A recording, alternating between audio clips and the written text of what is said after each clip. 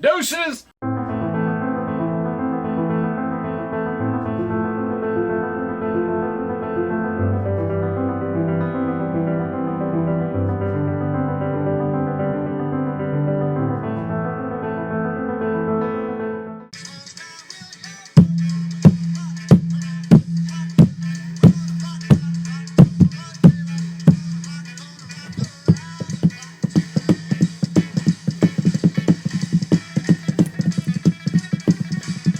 That's like it's your MO on how to you do the hands on the desk. I guess I do. Yeah, it's a pretty crazy guitar solo. What a weird era of music. You What? know? The bubblegum era of music. Is that what that's called? Oh wait, yeah. So you're Professor Attaway now. Huh? You're Professor Attaway now.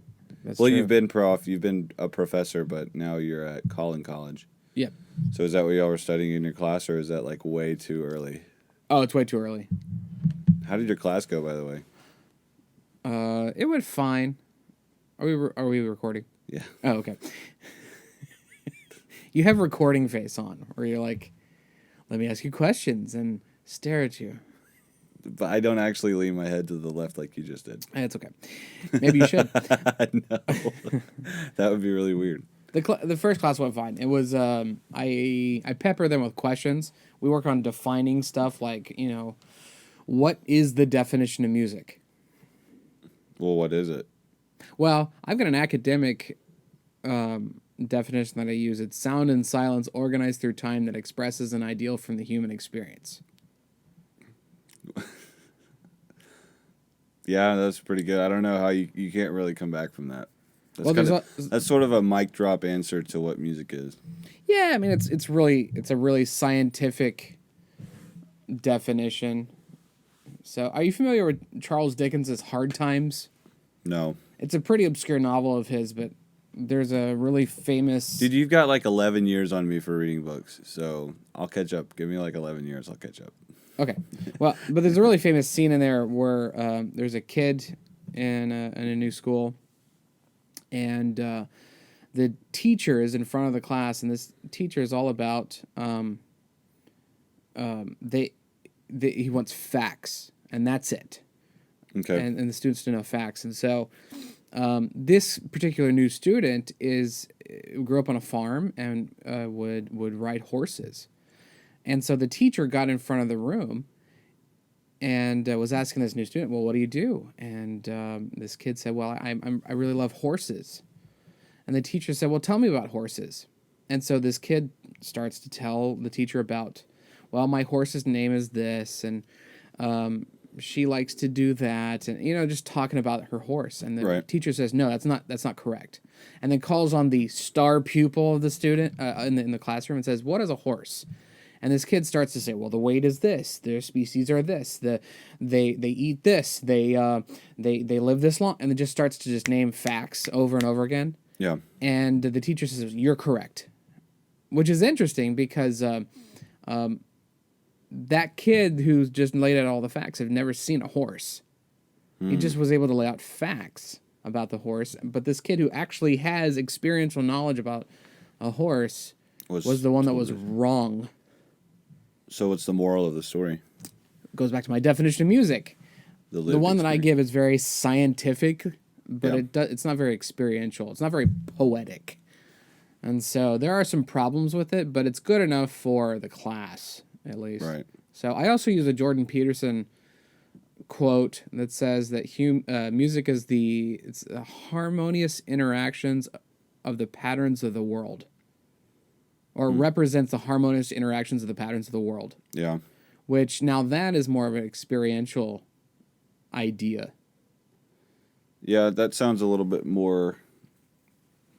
I don't know. It's. I feel like anybody who tries to put a definition on music is kind of getting into the realm of kind of spacey definitions. So if you were to ask me to define music, I mean, you can't even get into the word... I don't think you can even use the word, like, notes.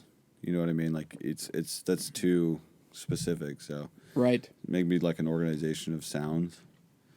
Well, at a given time, the organization of sound. So that has a purpose. I mean, it's got to have a purpose. I mean, what about what John Cage was doing? Well, so that's Is that but still what there the is purpose? a purpose to Yeah. that. I mean, it's a stupid purpose, and so that's one of the reasons why I use this definition on the first day. It's so I can set them up on at the end of the semester when we talk about John Cage, Yeah. because sound and silence organized through time that expresses an ideal from the human experience actually defends John Cage's 4 minutes and 33 seconds as being music, Right. because there's clearly silence. It's clearly organized because, it's 4 minutes and 33 seconds and 3 movements. It expresses an ideal from the human experience because John Cage said, well, I have nothing to say, therefore I'm saying it. Now, it's a stupid idea. Yeah. I got to that part of music history and I was like, okay, this is where I should be in a practice room working on lip slurs or something. Right. So. Then the big debate is there sound? What do you mean? Is there sound? I mean, if is a song a piece that's full of silence, is there sound in it? I mean, well, there's probably ambient noise, right?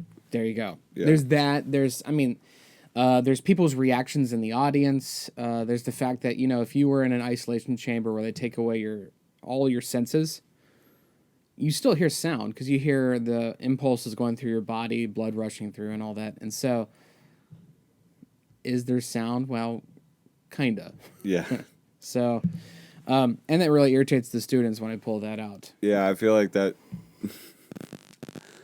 I have a degree in music. I'm getting a little annoyed. So. but it makes for a great debate. And, right. That's what teaching's really about. It's not about telling them facts. It's about getting them to engage in the learning process. Right. Do you have your phone on the desk? Yeah. I think the microphone's picking something up. It's kind of making this buzzy sound. Is that better? Yeah, it should be. That or it's picking up your Diet Coke.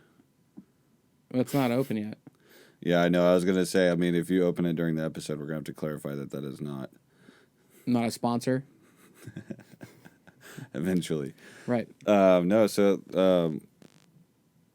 well, it's still doing it. I guess it's picking something up. I'm not sure.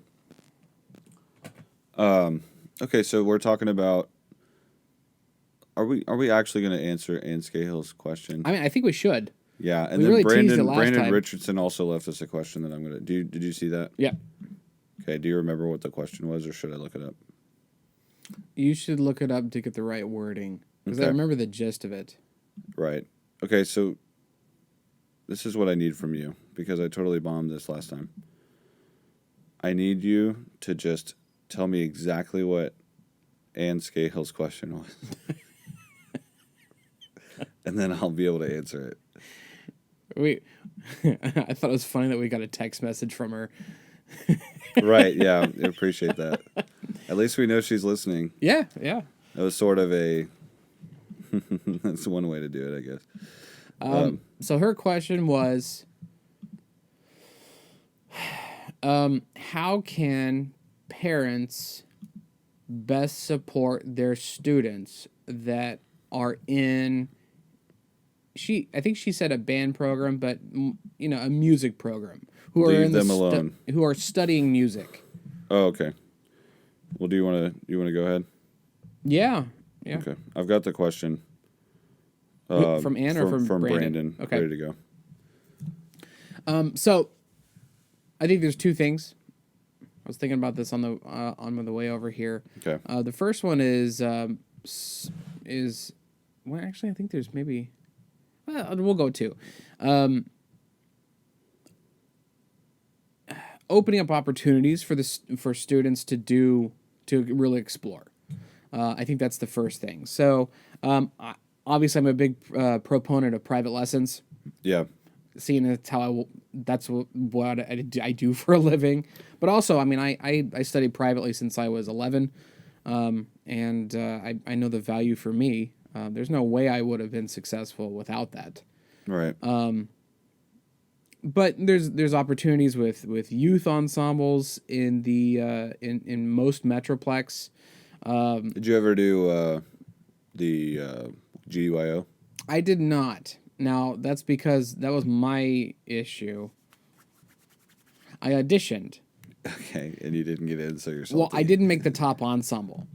And so I was Well, like, you know well, they're screw you. you know they're a very political program. Oh, yeah. Like it's not like that's always seen as like a negative, nasty word. But if you've been in the program, like I believe Preston Beck was in the GDYO the year that I was in the Wind Symphony, and I, you know, he I think he was in there. I know another guy who barely made region, and I ended up in the same region. I ended up making state. So it was I think the way they saw it was like, oh, this is a familiar face. This Yeah. person's been with us for a long time. We're gonna let them into the GDYO. Yeah, if you've been there for several years, you have a better shot at getting the top group. I mean, I Yeah. was an all-stater, and there were a couple other guys that I knew that were all-staters that we all auditioned the same year, and none of us got in the top group. Right. But some kid that was not an all-stater who didn't sound all that good was put in the top group, but he'd been in the organization for like 3 years. Right. I can't really fault them there because I see the logic. You know. Yeah. And I get it. And what I should have done is that I should have been happy with what I got because I was in the Wind Ensemble, and that's a awesome ensemble. That's what I played in with Dr. Nick Williams. But that was the first year that it was going to happen, which I guess is showing my age, and so I didn't know if that was going to be a cruddy group or not. So I just said, well, I'm not doing Plus, this. I think outside looking in, you look at a wind ensemble. You already play in wind ensembles. Right. I wanted to be in an orchestra. That was a Diet Coke, just for our audio only listeners. Not brought to you by Diet Coke. We are not yet. cracking cold ones at 6:30 in the morning. That's an idea. No, it's not. It's not an idea. Okay. I mean, you could say it's not even. I mean, this is cold. But anyway, yeah, it is cold one of Diet Coke. So, but I think opportunities like that are good. Right. Camps, summer camps are a great idea. You know, obviously we did one that was, I think, pretty successful, but all universities do band camps and orchestra camps. Looking for opportunities that most of the universities will do an all-region clinic. And so, just helping to open the doors for your kid and being able to explore things at a higher level, Right. Outside of what they're getting in their band program and maybe with the teachers that you have available. That's a great way to explore that. Obviously helping to make sure they have good equipment. Please don't just buy. Yeah. Use your talk resources, to use your people. teachers. I can't, I've had several students who show up with instruments in a lesson where I go, what is this? And they said, well, we went to a music store and the music store person said that this was going to be a great instrument. And I look at them and say, I'm the expert. Why didn't you Right. even ask me? Because what you bought was actually a waste of money. Yep. So anyway, don't buy anything until you ask a teacher. Mutes, mouthpieces, all the cleaning and supplies to go with it, and then especially the instrument itself. Talk to teachers first because we can save you a lot of money. And we will not give you bad advice. Like there's no reason Right. for us to lead you astray down a bad instrument path. Because that makes teaching the kid harder if they're playing a bad instrument. Right, and let's make something clear. Doesn't matter which music store you go to. I mean, we could start popping off every single music store. They have their brand that they're trying to get Yes. you to buy.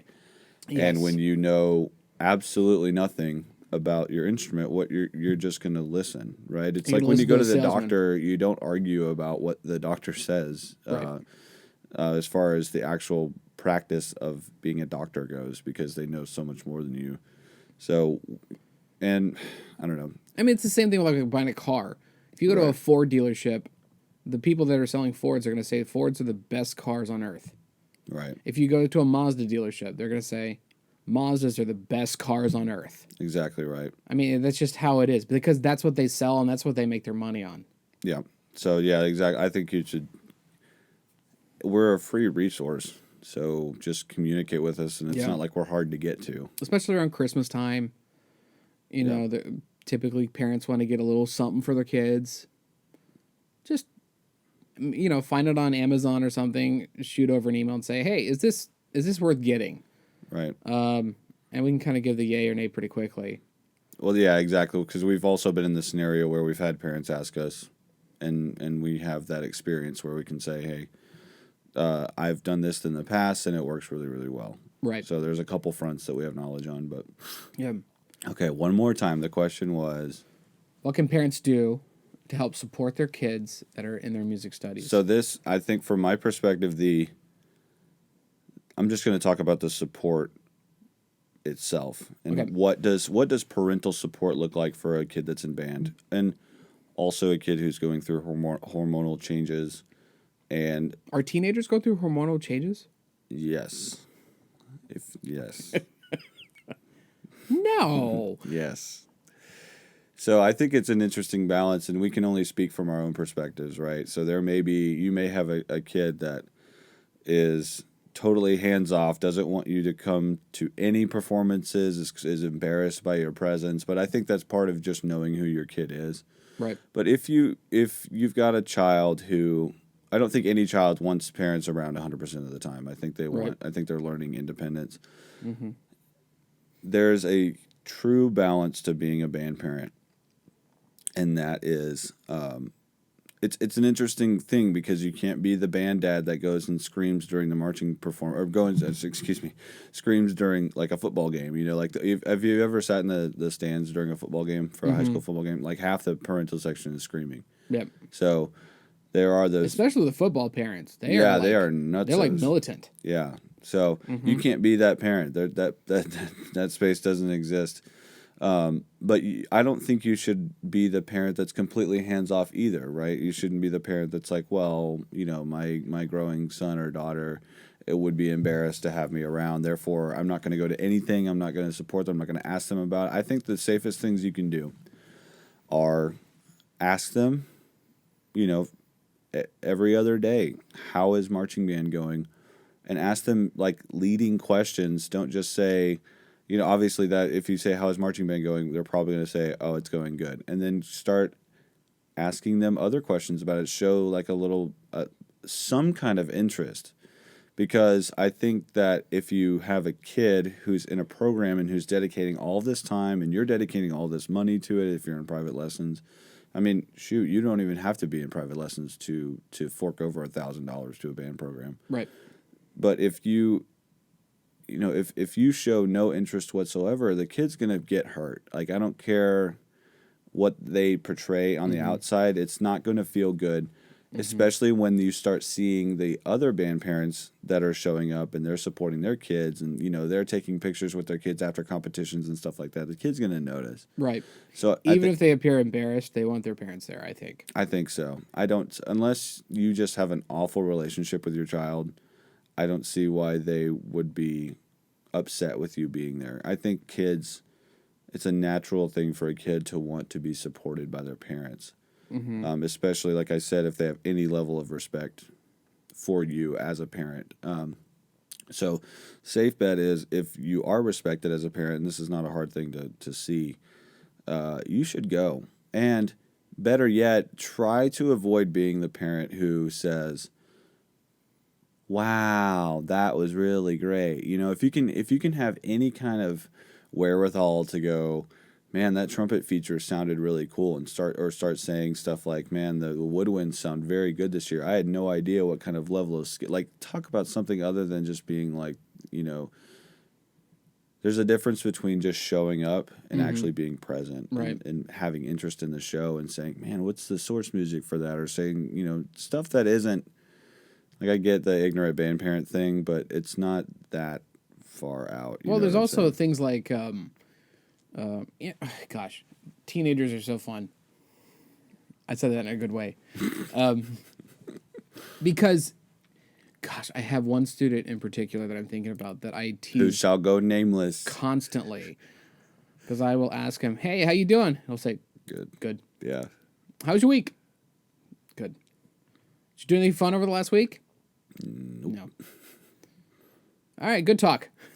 You know what I can guarantee this kid? Well, I guess I can't necessarily guarantee it, but I can almost guarantee that they do not sit around the dinner table at night and talk. Because if you If Well, I don't know. The family is a fairly reserved family. It could be just a personality thing. I think it partly is that.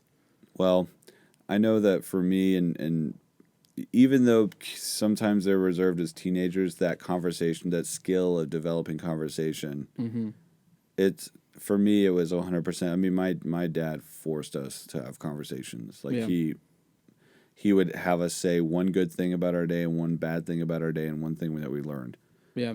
And it would be such a struggle on a nightly basis for some of us because, like when my sister was 14, 15, 16, dude, talk about I just didn't understand at the time, but man, like if you have a daughter and she's 14, 15, 16 years old, bless you, because sometimes it's just like the attitude is it's just overwhelming. It's like Can be. why do you Yeah. have to be the way that you are? And I guess guys can be like that too, but man, I think one of the things that really helps with teenagers are asking questions where it's impossible to give a yes, no, good.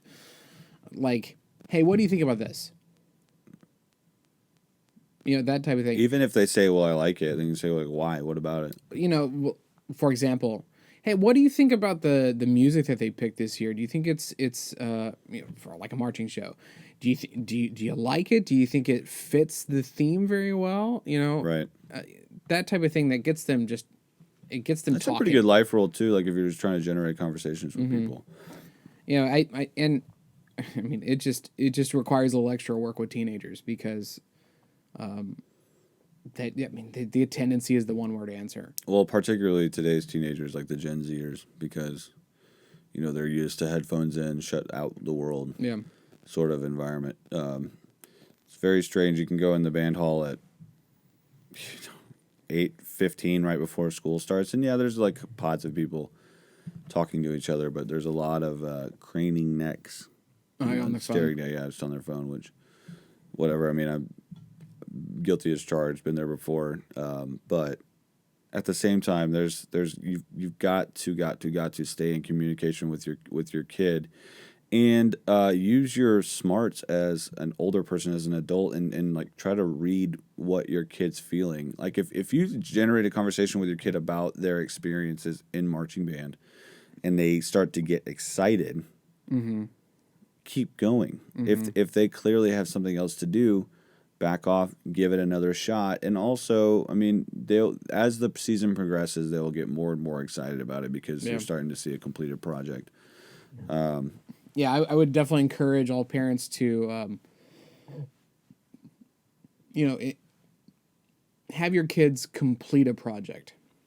Right. Don't allow them to quit mid-year. That isn't acquiring a weapon on a video game. Right. But summer band sucks. Yeah. It does. Well, When it's 800 degrees outside and you're learning how to stand at attention or stepping off or Yeah. let's march. particularly 8 what steps. what amazes me the most is the freshmen that stick it out. And I get it. There are some people who are naturally talented over others, but gosh, what a terrible experience. You're completely lost. It's miserably hot outside. Mm-hmm.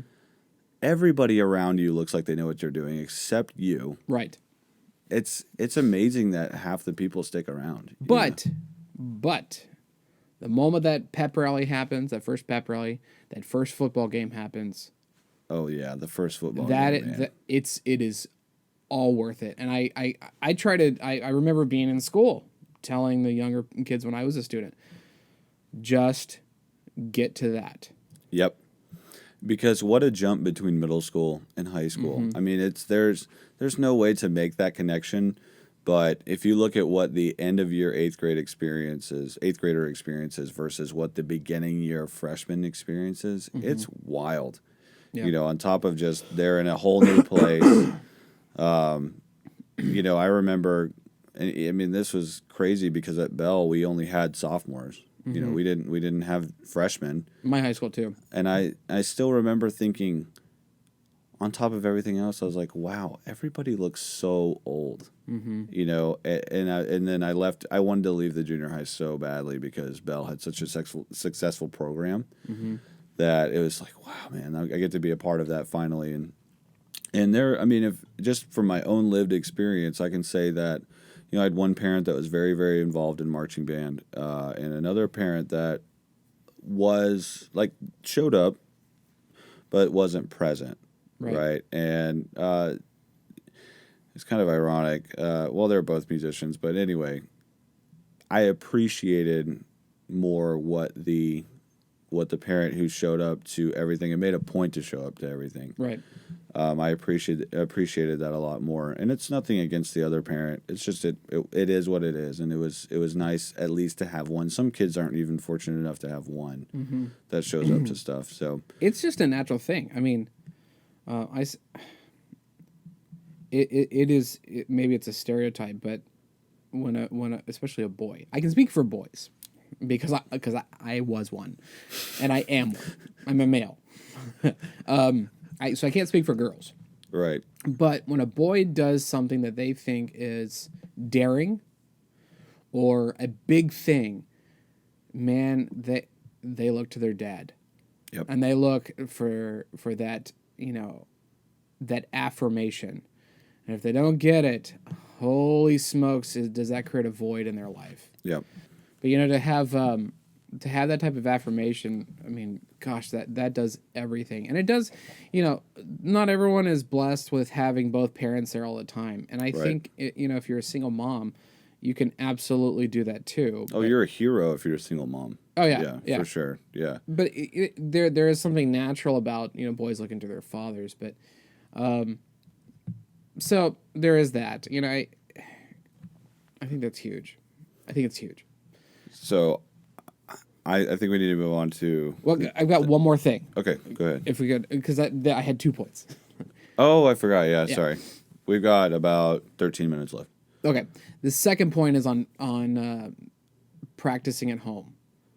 Okay. And this is interesting. So this is something that I'm starting to feel stronger and stronger about the more I work with teenagers. The first thing is the younger the student is, the more you have to be involved as a parent in making sure that they do practice and that they're practicing correctly.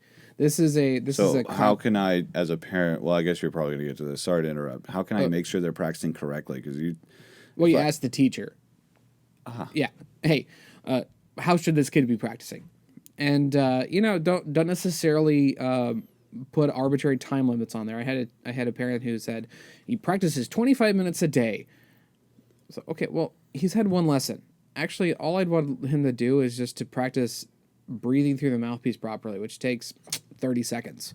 Right. So, and I'm going to have him do it about 10 times throughout the day. So that's actually only 5 minutes of practice. Whereas maybe my high school students who are wanting to make All-State, well, now they need to practice an hour at least a day. Right. So just check in with a teacher. Don't just try to set arbitrary amounts. Based I think you're hitting on you're hitting the biggest nail on the biggest head. Yeah. Is communicate with the private lessons teacher. Mm-hmm. And if they're bad, I mean, if you have some scenarios they're just not a good teacher. Right. Change the teacher. Right. There's some other teacher, especially if you live in a well-populated area, there's another teacher. Switch, because you not hurting that private lessons teacher's feelings is going to be the detriment of your child's experience in high school. Yeah. So there's your options. Yeah, there's the Suzuki method that's been really famous, and part of the things that makes that so successful is that parents are heavily involved. Okay. And these are little kids that study Suzuki. So you're talking like 5, 6, 7, 8-year-old. The parents are in the lessons with them in the Suzuki method. Right. Now, the older the kid gets, it's just natural being a teenager. If you have a 16, 17, 18-year-old in your house and you're telling them that to go practice and you need to practice like this, they will not do it. Right. You're making it worse. And so it has to be a little bit of, and I hate to say this word, but it has to be a little bit of manipulation. You have to create an environment where the kid wants to practice. Right. And you can't tell them to go practice. Because they just won't. They just won't. If someone as an adult, if someone tells me, hey, you need to go do this right now, my first gut reaction is, I'm not doing that. Right. I don't care what it is. That's just human nature. Yeah. And so I guess you could frame the questions in a way. It's like, did Mr. Adigway give you any assignments this week? Yeah. And they would say, Hopefully, yeah, right. Well, you have something that you're working on in lessons. Yeah.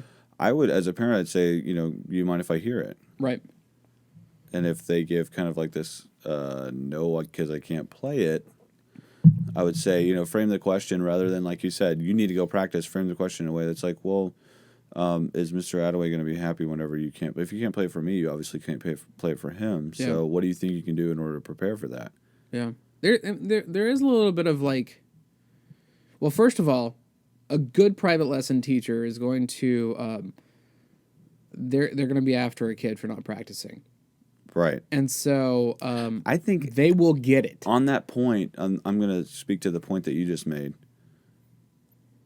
If your student, as a private lessons teacher, if your student isn't like slightly intimidated or nervous to show up to your lesson unprepared, you're probably not very good at your job. Yeah. Yeah. Yeah, you can see it the moment they come in. Right. If they're prepared or not. They should have a sinking feeling in their stomach, and they should also be, you should be able to say that you're disappointed with them, and it should hurt. Yeah. It should really, really hurt their feelings. Mm-hmm. Because otherwise, man, I know we could probably do like 8 other podcasts on this, but there's just the worst thing in a private lessons teacher's day is a kid that doesn't care with Yep. a parent that doesn't care. Yeah. It's like, why are you here? Why am I here right now? I could be doing other things. Mm-hmm. And $20 is like not enough money to make up for that, right? Yeah. So are you cool? Are you cool with that? No, I had more. Okay. Jeez. Sorry. No, it's okay. I can push. No, I just they're gonna get it from their private teacher, and so I think there has to be a certain sense of, as a parent, the idea of, okay, well, you've made your bed, now you need to lie in it. Mm-hmm. And so if Right. you can be the parent that's sitting back saying, man, my kid's not prepared for X, Y, or Z coming up. The older they are, the more you kind of have to let them eat it and let them fail. Okay. Hey, my son's not prepared for solo and ensemble. I know that the private teacher's been giving some pressure on him. Maybe he should go in and get a 2 or a 3. And then when he or she is upset about it, talk about it and say, okay, well, I know this wasn't the outcome that you wanted. What could have changed? And that's a big learning experience. How do you feel about if this is an interesting question, I think. If you've got a student who is just not having it, they've been in private lessons for 3 or 4 years, they clearly don't want to do it, and you as a parent want to see your child succeed, but they don't want, there's no sign of life. Yeah, get them out. Get them out. Okay. I want to say that band is for everybody, but not everyone wants to be in band. Right. Or be good. You've got to have some kind of drive. It's part of a parent's job to figure out what their student is good at, is passionate about, and support it. I mean, that's just how that works. But if you are a band person and you want your kid to be a band person, but they're just not into it, I don't care how much you're going to push them. The more you push them, the more it's going to be worse. Right, and then let's be honest here. Just like in any kind of relationship or in any kind of the writing is going to be on the wall, right? It's not hard to read people's opinions or feelings about any situation. And we, as human beings, we can manipulate our brain to say, like, that I don't know if it's a meme or whatever, but it's that guy sitting at the table and the house is on fire, and he's saying, it's like a dog at a table and saying, this is fine. Right. We can, how many parents have we come across that say, oh, my kid loves band, my kid loves band. I'm sorry, your kid doesn't love band. Right. I have 50 kids in my studio that love band. Your kid is not one of them. But these parents will tell themselves, oh, my kid loves band, my kid loves band. Like, it's like, no. And I'm sure we could get a band director in here to attest to that. So you have 7 more points that you want to talk about? No, I think I'm done. Quickly. Brandon Richardson asks, having been performance majors in college, what are some of the biggest things you guys wish you knew before going in? We've got 5 minutes, so I'm going to take 2 minutes for me and 2 minutes for you. Yeah. My biggest regret in college was not having a consistent morning routine that I did every single weekday, if not 6 days a week. So I was a little sporadic in the way I did the same warm up for the majority of time. And sometimes you want to psych yourself out and do something else, do something new. But what I've learned from my colleague and business partner, Michael Attaway, is that there's something to be said about somebody who can get to a school at 6 o'clock in the morning, and I hear him playing the same exact warm-up every single morning. It's different for me now because I'm not chasing a job. Now, that's bad on me. I should be here doing exactly what you're doing across the hall. But for certain, if you're at somewhere like Brandon's at SMU, if you're somewhere at like a major university, you need to be in like, let's say your first class is at 8 o'clock. You need to be in a practice room at 6:30 or 7 every single morning, getting your chops ready for the day. So. And don't use the excuse of I didn't get enough sleep last night. Just get it done. Yeah. So that would be the one regret that I had. Other than that, I think I had a pretty good run in college. Yeah, I don't have a whole lot of regrets. I think that I'm going to change the question a little bit. I think the thing that made my college time successful is that I was under the false impression that if I'm not the greatest trumpet player on earth, that I will starve to death and I will never get employed and I will be a failure at life. And so that's pretty harsh, man. Yeah. Oh yeah. Trombone players always have jobs at Papa John's and stuff available. So I had a fear that I wasn't going to make it, and I approached college out of fear, and I was freaking after it. I mean, I was practicing my butt off.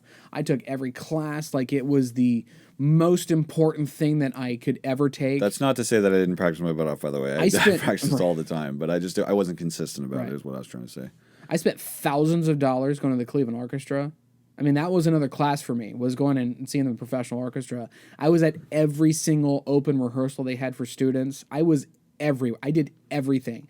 It was like I ate, slept, just was absorbed in my degree. Immersed yourself. And what a time to do that, right? Yeah. I mean, you don't have any responsibilities. I mean, you have a few responsibilities, but they are all pertain to your degree and in your study of music. So this might be bad. I would not join a fraternity or sorority. Yeah, I don't think it's not for a music major. Right. Now there's some honorary ones like Mu Alpha, Phi Mu Alpha, and Mu Phi Epsilon or Phi Mu Epsilon. I don't know what it is. I just listen. Those are a little different. These organizations are great and they do great things for networking yourself as a music educator, and you will be a music educator one day. But it ain't it for me. All I saw was as I was taking my trombone and my music up to a practice room, they were hanging out doing shenanigans. Yeah. Right. So I'm not talking bad about the organization. I'm just saying I think you could utilize.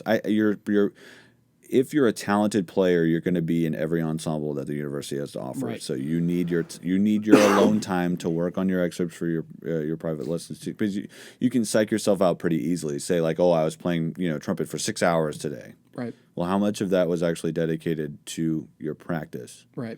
And what you as an individual need to work on. Yeah.